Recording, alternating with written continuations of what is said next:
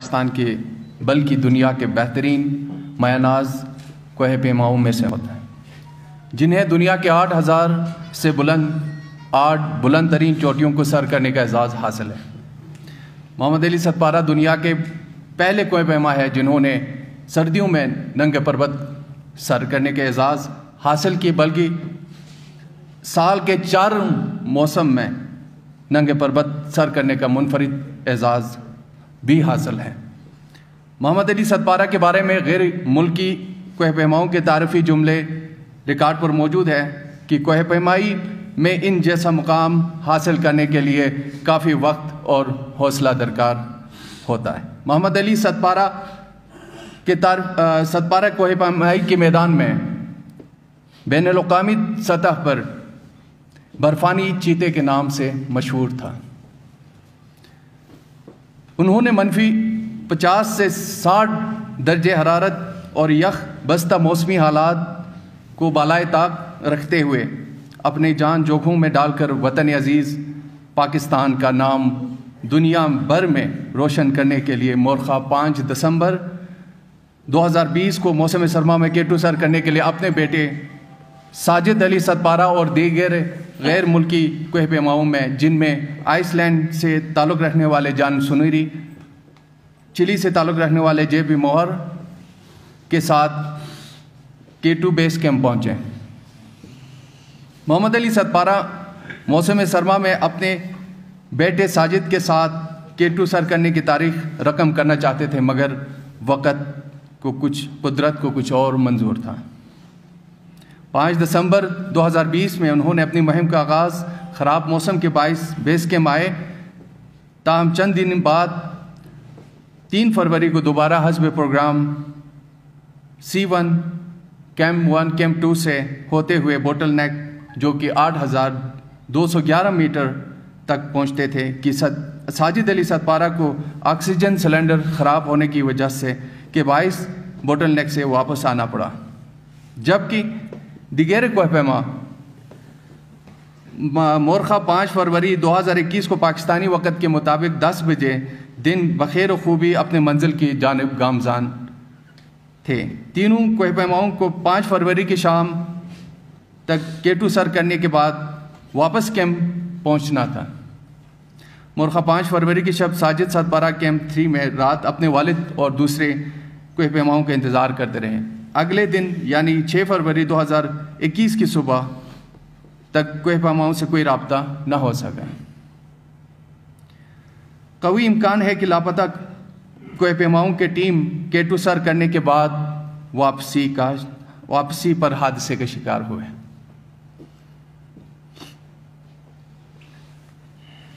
اسی اثناء حکومت پاکستان، افواج پاکستان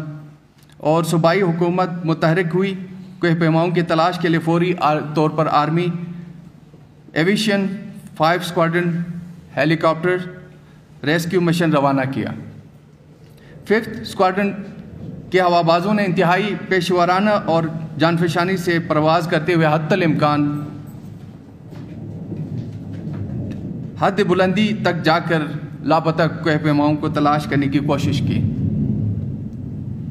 اسی فضائی مشن کے دوران پاک فوج کے 2 ہیلی کاپٹروں نے سرچ آپریشن میں حصہ لیا۔ ساجد علی ستپارہ بھی اس ریسکیو مشن کا حصہ رہے۔ نیز جدید طریقے سے فضائی آپریشن کے لیے صوبائی حکومت اور افواج پاکستان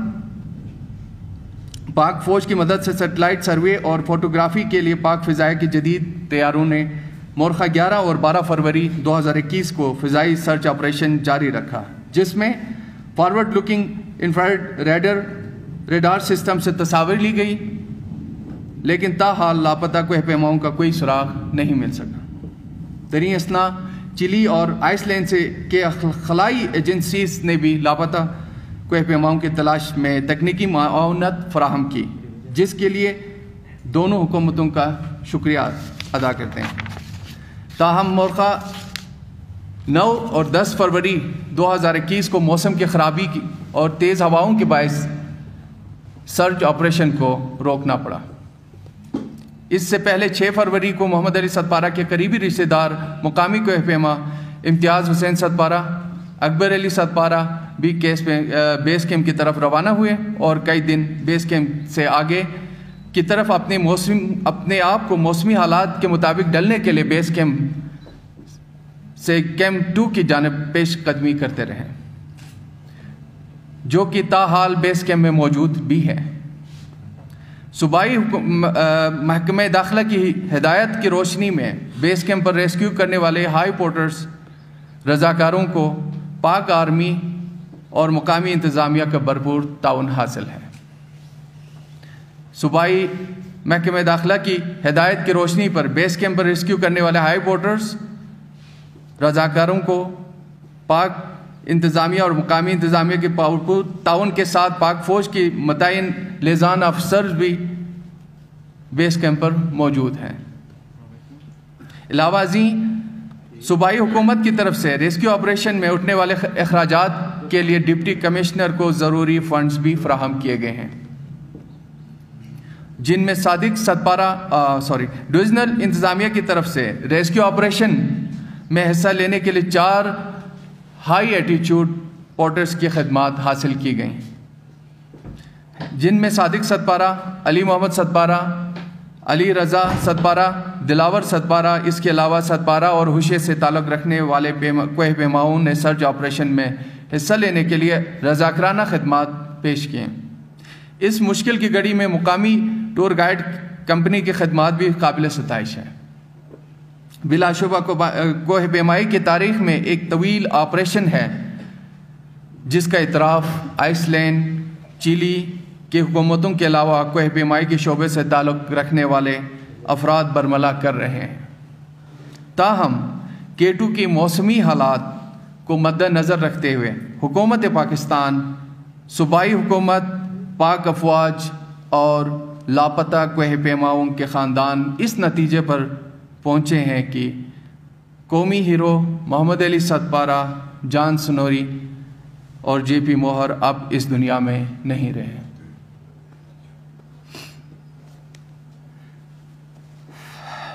حکومت پاکستان بالخصوص وزیر اعظم پاکستان، پاک فوج، محمد علی سدپارہ اور 2 غیر ملکی کوہ پیماؤں کے خاندانوں کے غم میں برابر کے شریک ہیں اور غمزدہ خاندانوں سے ہمدردی کا اظہار کرتی ہے۔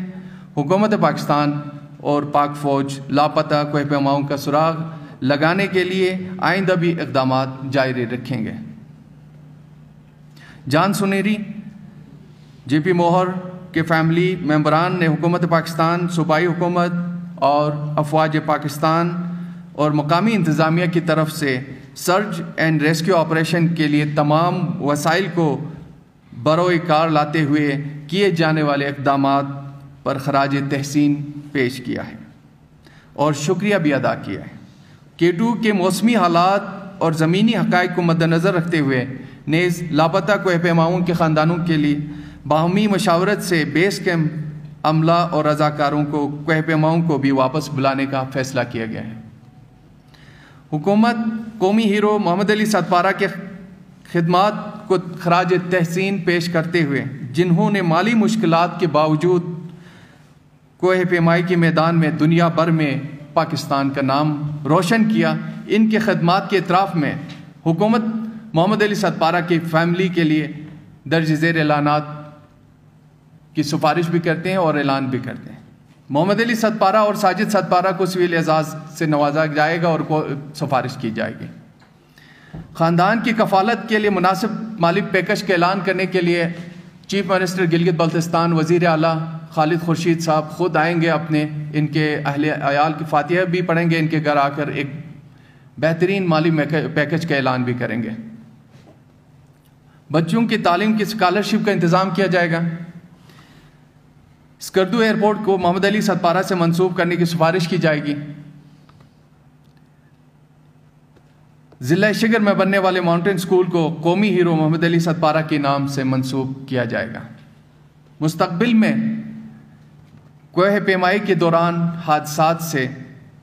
دوچار ہونے والے پاکستانی شہریوں کے خاندانوں کو مالی کفالت کے لیے قانون سازی کی سفارش کی جائے گی۔ آخر میں ہم پورے پاکستان بالخصوص مقامی پرنٹ، الیکٹرک الیکٹرانک میڈیا کے بھی شکر گزار ہے جنہوں نے اس واقعے کی انتہائی ذمہ دارانہ رپورٹنگ کی.